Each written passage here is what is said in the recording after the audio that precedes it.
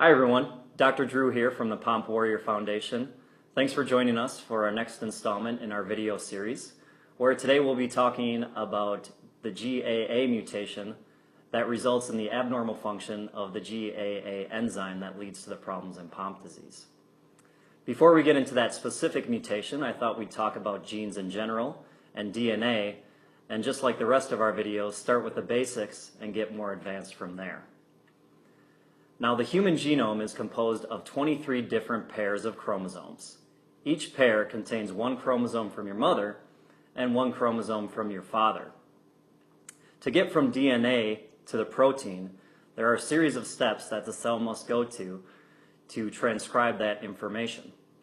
First off, the DNA is converted into mRNA. This process is called transcription. Then the mRNA is converted into a chain of amino acids that result in the final protein product and enzyme within your cell. So during the process of converting DNA into mRNA and proteins, DNA is transcribed in a one-to-one fashion, with each nucleic acid representing one letter transcribed into one corresponding letter on the mRNA molecule. However, during translation of the mRNA into proteins, there are three corresponding letters of mRNA that is translated into one amino acid. So to make this easier to understand, we've provided a sample sentence here. We start our sentence with an abbreviation for the word begin, marking the start of the sentence, BGN. Our sentence is composed of three-letter words, which would correspond to three mRNA nucleic acid letters that would be translated into one word representing one amino acid on the protein, making up the entire sentence. We'll now use this sentence to describe the different types of mutations that can occur. The first type of mutation that we're going to talk about is the missense mutation. In a missense mutation, an alteration of one of the nucleic acids on the DNA and thus mRNA results in one change of an amino acid in the total protein. In our sentence example, we will change one letter, which will result in the change of the entire word. If we change the Y to an E in the word toy, we see that our sentence is completely different. It now reads, begin the dog and cat toe for the kid.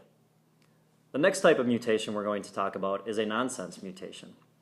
In a nonsense mutation, the entire translation process is stopped prematurely.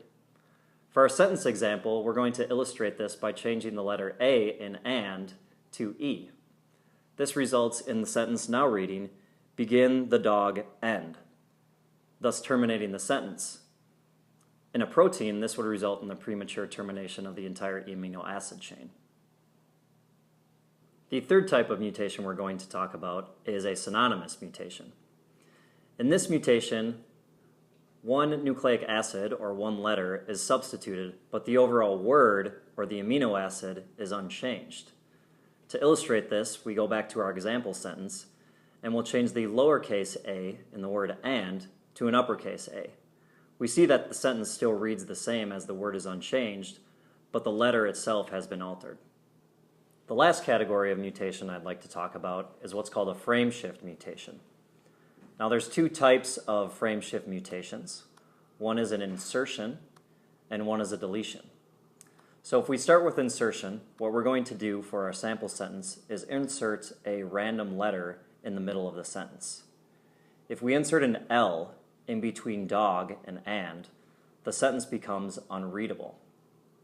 Likewise, for a deletion type frameshift mutation, we will simply remove one letter.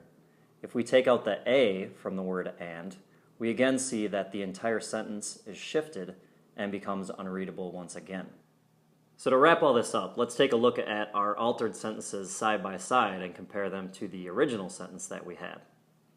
Comparing these sentences, you can see that the missense and the synonymous mutation don't alter the sentence as much as a frameshift or a nonsense mutation.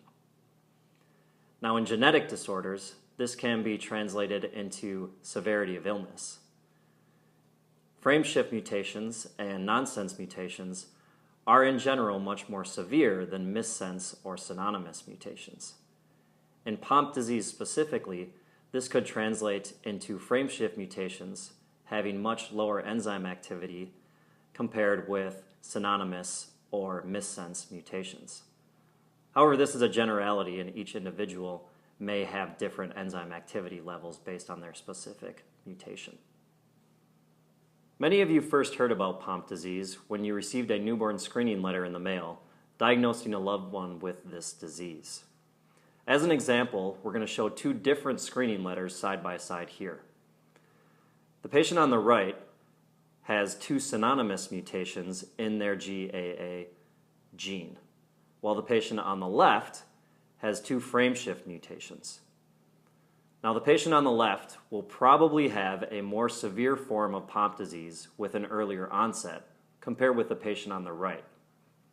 I use the word probably because there are many other factors that can influence your GAA enzyme activity level, such as splicing sites, environment, and other things which we'll get into in later videos. Thanks for watching, and join us next time for our upcoming video where we'll be talking more about mutations and about how your GAA enzyme activity level can affect your presentation of Pompe disease.